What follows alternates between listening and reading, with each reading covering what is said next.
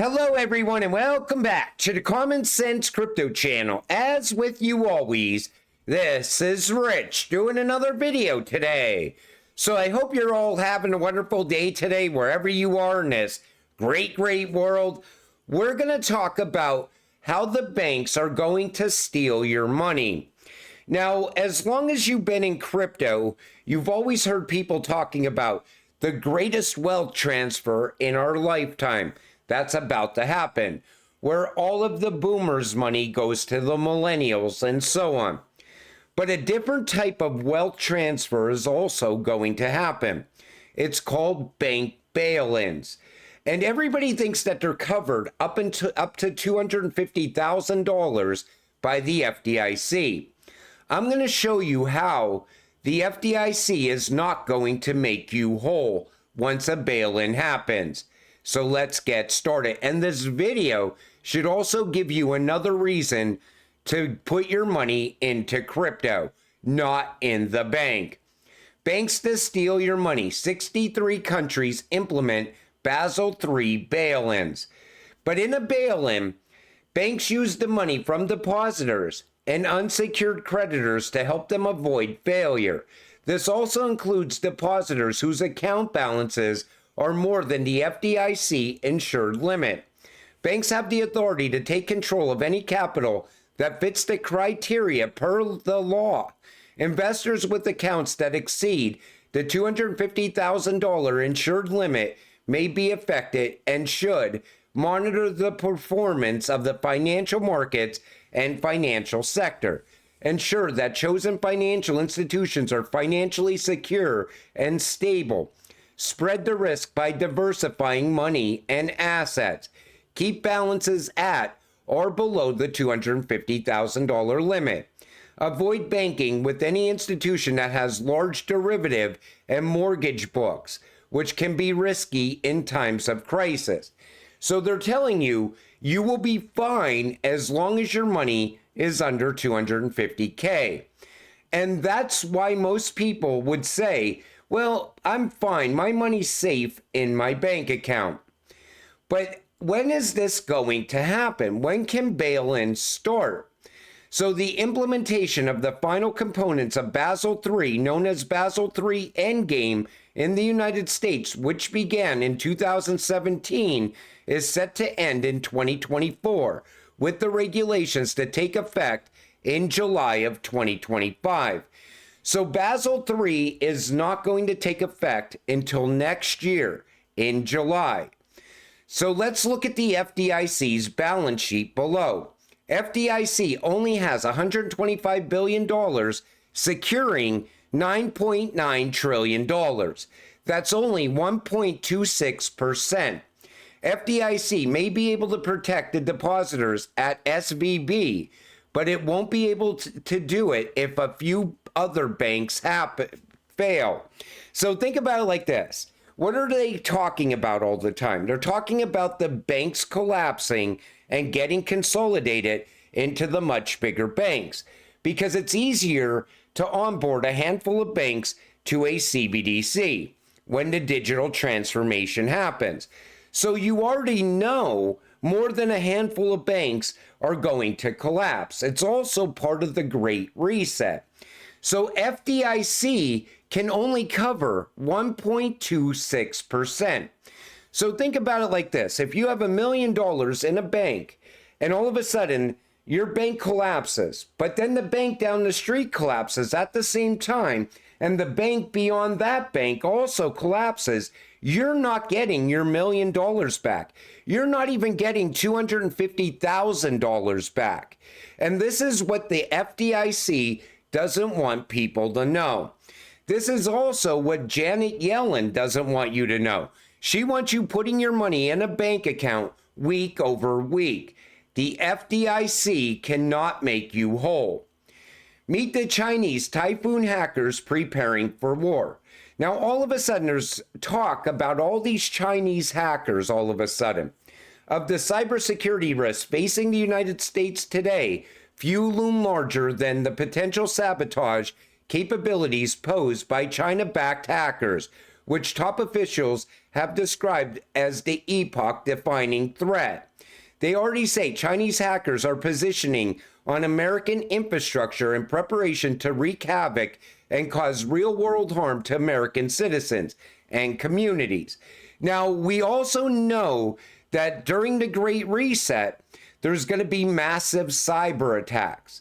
And what's going on with the banks already? I'm sorry, but BOA not telling the public or its customers what caused it is a huge red flag. How many outages have we had this year alone? I lost count. It's all building up to a country or worldwide hack or outage of some kind. This comes from Blue Hawk Legend. And it's true, we hear of these attacks all the time. We hear of data breaches all the time. So how safe are the banks actually? And is this part of the big plan that they have to consolidate the banks? Plus, there's also talk of a worldwide financial freeze. So if they were to freeze all the banks on Sunday night and the banks don't open on Monday morning, and then on Tuesday, a new financial system goes live with central bank digital currency, all of a sudden your losses at the bank would come in the form of CBDC, central bank digital currency. And even that would not add up to what you had in the bank if you had any substantial amount of money. Because most likely they would give you $1,000 just to get the economy going again in CBDC. And they would say, well, you're going to be made whole at some point down the line. We will make you whole eventually. But they already know you're not going to be made whole. The global liquidity cycle and its implications for crypto. So right now, there's also a lot of talk about global liquidity rising. But I don't think a lot of this liquidity is ending up at the banks. In fact, a lot of this liquidity is going into other assets. Maybe it's ending up in gold and silver. A lot of it also ends up in cash apps and other forms of payment other than the traditional banking system. And that's the same reason that the Treasury official calls for federal regulations for non-bank payment service providers. And even with that rise of liquidity, a lot of that is going to end up in crypto over time. And that's going to start to push the price of a lot of these cryptocurrencies. But we do know a lot of it ends up in cash apps. So when they're calling for regulations like this, on non-bank payment options or non-bank payment service providers, I think this is eventually also going to extend into on-off ramps for crypto. These same regulations are also going to end up at the exchanges. So if you're a crypto holder and you're planning on selling your crypto, a lot of these exchanges are going to end up bottlenecking over time. A lot of these exchanges are not doing KYC, know your customer, or anti-money laundering as well. So they're not going to be compliant going forward. I think this is the beginning of something much bigger because they want you putting your money into the banking system, which I believe is absolutely broken. And let's talk about the purchasing power of the US dollar over time. We all know the dollar is getting weaker and weaker as time goes on. I always argue with people, I tell them when they say that the dollar's only getting stronger and the economy's getting better, I always tell them, what's happening? The dollar is becoming worth less. It's the same reason. If I bought a house for $100,000, maybe 30 years ago, right? 20 years ago, and I wanted to sell that same house today, I could easily get over $200,000 for that same house. Now, it's not that that house is worth more money today. The fact is that the dollar is not worth as much today. A dollar is buying you less and less as time goes on. But they're also robbing us through inflation. They're trying to wipe out the middle class. And you could see it happening because as inflation gets higher and higher, people start tapping into their savings, people start cashing out their 401k. They start to rack up their credit cards, getting more and more in debt. But it's because your purchasing power is dropping at a very fast rate. And it's been dropping ever since we went on to the Fed dollar. And it's going to continue to happen into the future. But what if I told you they're robbing you another way as well? Take a listen to Whitney Webb right here. Start with, you just said regular Americans want to stop their money being stolen from them. I will say, I don't think the average American realizes that their money is being stolen. Whenever I bring that up, I feel like I'm screaming into the void. So how exactly are Americans' dollars being stolen from them? Okay, I would say it's going to things that are not actually building necessary infrastructure or Do you mean meeting tax? Americans' needs. So money's being taken from them via tax and just misspent? Yeah, I think taxpayer money has been people taxpayer wealth, and the money brought in through taxes has been misused and essentially stolen for a very long time. If you look at the work of Catherine Austin Fitts and Mark Skidmore, for example, they noted that like $21 trillion of U.S. taxpayer money essentially was stolen, and they can't really explain what happened to it. So, that alone is very significant.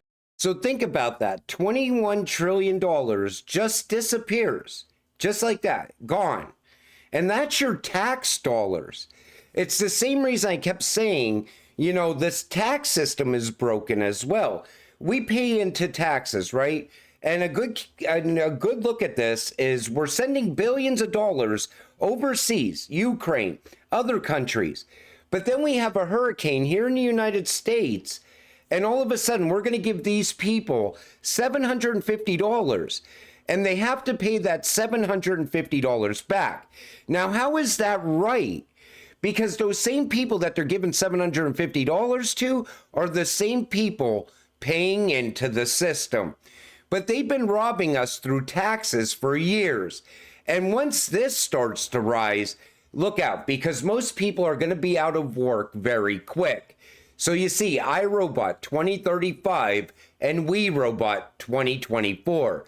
It looks very similar. Like everything you see in a movie is now being reality. It's part of reality now. And Elon Musk, I remember when he was saying the US needs to slow down around AI. We got to slow down. AI is going to get way more advanced than humans. But what is Elon doing? He's pushing ahead. And those same robots, they're going to be taking people's jobs in the very near future. And think about Uber. Uber's probably going to be gone once you have robo-taxis picking you up. And this is all showing you how quick they are to put humans out of work and put them onto the universal basic income system. And then there's this, sex robots are becoming a thing. When I seen this, you know what I said? This is all part of depopulation. They don't want us populating the planet. They want to cut down on population. That's also part of the Great Reset. First, you're going to have the financial crisis, and then you're going to have the financial freeze. And then all of a sudden, you're going to have a new financial system, digital everything, digital money, digital payments, and so on. But then beyond that, you're going to be losing your job to a robot. People are not going to be producing children anymore because they're going to replace people with robots in this area as well. But you already see us going down this road. And you would think like, hey, maybe we should slow down a little bit. But instead, everything's speeding up even more. That's what's going on. But they are absolutely going to steal everyone's money when that financial freeze happens. And that's why you got to be holding something else. If you don't like crypto, hold gold and silver. Crypto is just one way of diversifying for me. I always try to buy a little bit of gold, a little bit of silver, a little bit of crypto. And I've been doing that for a while because I think gold and silver is going to be very important once this financial freeze happens. But You're crypto investors. Until it happens, stay patient, stay positive, and let's get rich together. With that said, I'm going to wrap up this video. I want to thank you all for watching. I appreciate all of you. I'll see you in the next one. Have a great night.